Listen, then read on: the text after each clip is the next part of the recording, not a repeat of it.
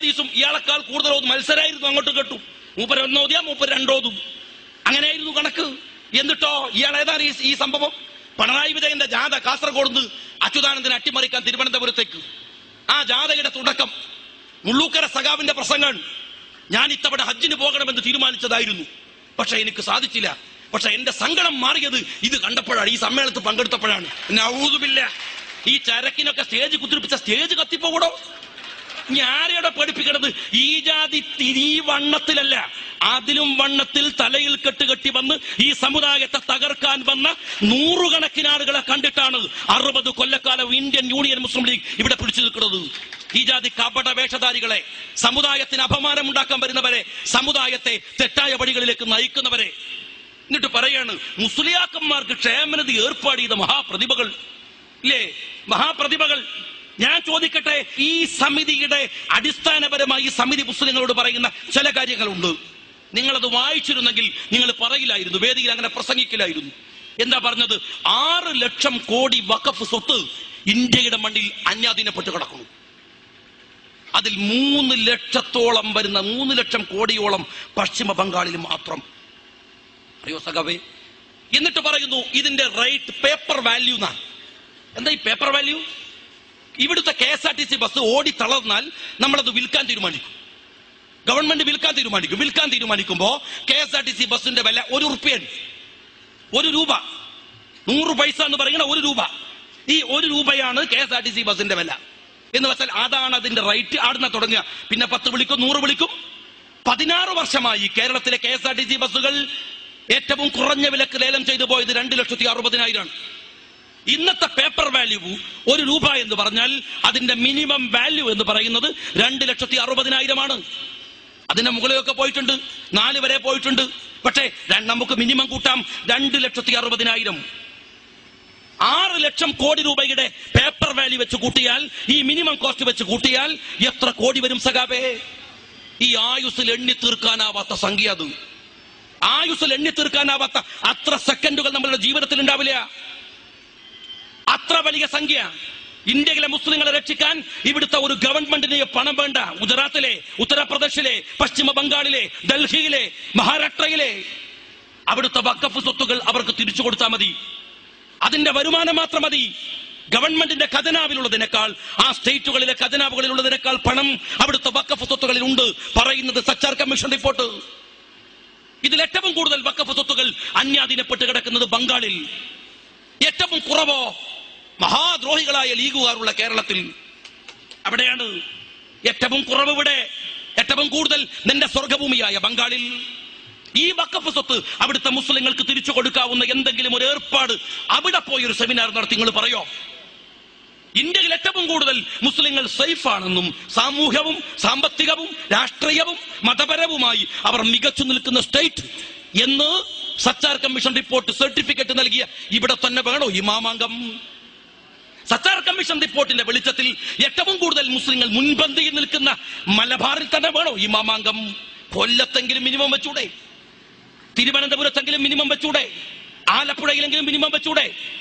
Sachar commission report ഏറ്റവും നന്നായി മുസ്ലിങ്ങൾ ജീവിക്കുന്നു എന്ന് പറയുന്ന അവരുടെ പ്രദേശം മലബാറാണ്, മലപ്പുറമാണ്, കോഴിക്കോടാണ്. അവിടെ തന്നെ വേണോ നിങ്ങൾക്ക് ഇത് നടത്താൻ? അപ്പൊ എന്താണ് ഇതിന്റെ ആത്മാർത്ഥത എന്ന് നിങ്ങൾ പരിശോധിക്കണം. സച്ചാർ സമിതിയുടെ മലയാളത്തിൽ ഇറങ്ങിയ 2ാമത്തെ പ്രസിദ്ധീകരണത്തിൽ അതിന്റെ പരിഭാഷയിൽ അതിനോട് ചില പഠനങ്ങൾ കൂടെ ആഡ് ചെയ്തിട്ടുണ്ട് പ്രസാധകർ.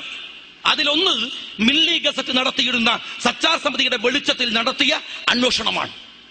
അതിൽ കൃത്യമായി പറയുന്നത് ബംഗാളിൽ 79% മുസ്ലിങ്ങൾ BPL ആണ്. BPL ഇവിടുത്തെ, ഞാൻ പലപ്പോഴും പറയാറുണ്ട്, ഇവിടുത്തെ സഖാവിനോട് എന്താ സഖാവേ BPL ചോദിച്ചാൽ അവർ പറയും ഇപ്പം വഡാഫോണില്ലേ, അത് നേരത്തെ ഹച്ചായിരുന്നു, അതിനു മുമ്പ് BPL ആയിരുന്നു. പക്ഷെ ഈ BPL അതല്ല, ബിലോ പോവർട്ടി ലൈൻ, ദാരിദ്ര്യരേഖയുടെ താഴെ. ദാരിദ്ര്യരേഖയുടെ താഴെ 79% മുസ്ലിങ്ങൾ ഒരു നേരത്തെ കഞ്ഞു കുടിക്കാൻ വകയില്ലാത്തവർ പശ്ചിമ ബംഗാളിലുണ്ട്. കഷ്ടപ്പെടുന്നവർ, ബുദ്ധിമുട്ടുന്നവർ.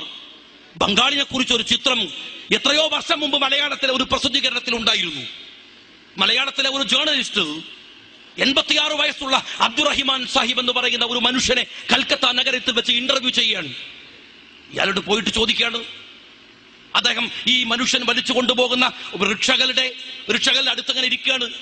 ആ റിക്ഷകൾ ബുക്ക് ചെയ്ത് കൊടുക്കണ പോലെ പോയി റിക്ഷക്കാരെ ക്യൂ നിർത്തി ഇങ്ങനെ പറഞ്ഞേക്കാണ്. ഒരു റിക്ഷ പോയാൽ 86 വയസ്സുള്ള അബ്ദുറഹിമാൻ സാഹിബിന് 10 പൈസ കിട്ടും. 8 കൊല്ലം മുമ്പുള്ള കണക്കാണ്. 10 പൈസ കിട്ടും. ഈ 10 പൈസക്കാണ് ഈ മനുഷ്യൻ ഇങ്ങനെ കാത്തിരിക്കുന്നത് വൈകുന്നേരം വരെ. അയാളോട് ചോദിക്കാണ് ലേഖകൻ പോയിട്ട്, ഇവിടെ മുസ്ലിങ്ങൾ പാർക്കുന്ന സ്ഥലം എവിടെ? അങ്ങനെ ഒരു സ്ഥലം ഉണ്ടോ സഹോദരന്മാരെ? മുസ്ലിങ്ങൾ പാർക്കുന്ന സ്ഥലം കേരളത്തിൽ എവിടെയെങ്കിലും പരിശോധിക്കോ, പോയി ചോദിക്കോ ആരെങ്കിലും? മുസ്ലിങ്ങൾ പാർക്കുന്ന സ്ഥലം എവിടെ? അബ്ദുറഹ്മാൻ പാർക്കുന്ന സ്ഥലം എവിടെ? അല്ലെങ്കിൽ സുബൈർ പാർക്കുന്ന സ്ഥലം എവിടെ? മുഹമ്മദ് പാർക്കുന്ന സ്ഥലം എവിടെ? അങ്ങനെ ചോദിക്കും. മുസ്ലിങ്ങൾ പാർക്കുന്ന സ്ഥലം എന്നാരെങ്കിലും ചോദിക്കോ? കൃത്യമായ അയാൾ ഉത്തരം പറഞ്ഞു, ഉണ്ട്. കാരണം മുസ്ലിങ്ങൾ അങ്ങനെയാണ് ബംഗാളിൽ പാർക്കുന്നത്. അബ്ദുറഹ്മാൻ സാഹിബ് പറഞ്ഞു, നിങ്ങളൊരു ബസ്സിൽ കയറിക്കോ, എന്നിട്ട് ബസ്സിന്റെ അവസാനത്തെ ടിക്കറ്റ് എടുക്കൂ. എവിടേക്കാണോ ബസ് പോയി നിൽക്കുന്നത് അവിടുന്ന് അങ്ങോട്ട് ബസ് പോകാൻ പറ്റില്ല എന്ന് പറയുന്നത് വരെ ഉള്ള ടിക്കറ്റ് എടുക്കുക. പിന്നെ അങ്ങോട്ട് ബസ്സില്ല എങ്കിൽ ഇറങ്ങിക്കോ. ഒരുപാട് ദൂരം നടന്നു പോയാൽ നിങ്ങൾക്ക് മുസ്ലിങ്ങൾ പാർക്കുന്ന ഇടം കാണാം. മുസ്ലിങ്ങൾ പാർക്കുന്ന സ്ഥലം കണ്ടുപിടിക്കണോ? എളുപ്പമാണ്. ഒരു ടാക്സി പിടിക്കൂ, എന്നിട്ട് പോ. ടാക്സി എന്നോ ഈ കാറിന്റെ ഈ വാഹനം സഞ്ചരിക്കാവുന്ന ഗതാഗത യോഗ്യമായ അവസ്ഥ തീരുന്നത് എവിടെ? പരിശോധിക്കൂ. അവിടുന്ന് ഒരുപാട് കിലോമീറ്റർ അപ്പുറത്ത് പോയാൽ നിങ്ങൾക്ക് മുസ്ലിങ്ങൾ പാർക്കുന്ന സ്ഥലം കാണാം. മുസ്ലിങ്ങൾ പാർക്കുന്ന ഇടം കാണണം നിങ്ങൾക്ക് എങ്കിൽ ഈ വൈദ്യുത ദീപങ്ങൾ ഉണ്ടല്ലോ, ഈ ഇലക്ട്രിസിറ്റി, ഈ കറണ്ട് എവിടെയാണോ അവസാനിക്കുന്നത് നിങ്ങൾ പോയി നോക്ക്. കാലുകൾ ഇങ്ങനെ മാറി മാറി നടന്നു നോക്ക്. എവിടെയാണോ വൈദ്യുത അവസാനിക്കുന്നത്, കണക്ഷനുകൾ അവസാനിക്കുന്നത്, അവിടുന്ന് ഒരുപാട് അപ്പുറത്തേക്ക് പോയാൽ നിങ്ങൾക്ക് മുസ്ലിങ്ങളെ കാണാം. നിങ്ങൾക്ക് മുസ്ലിങ്ങളെ കാണണോ? ഈ വാട്ടർ ടാപ്പുകൾ എവിടെയാണോ പോയി നിൽക്കുന്നത് ഒരുപാട് അപ്പുറത്തുണ്ടാവും മുസ്ലിങ്ങൾ പാർക്കുന്നത്. ഈ ടാറിട്ട റോഡുകൾ എവിടെയാണോ അവസാനിക്കുന്നത് അതിന് ഒരുപാട് അപ്പുറത്ത് മുസ്ലിങ്ങൾ ഉണ്ടാവും. അബ്ദുറഹിമാൻ സാഹിബിന്റെ ഒരു മറുപടി ഉണ്ട്. എന്നാലും ബംഗാളിലെ മുസ്ലിങ്ങൾ ഭാഗ്യവാന്മാരാണ്. ബംഗാളിലെ ചെറുപ്പക്കാരെ കണ്ടില്ലേ ഞങ്ങള്?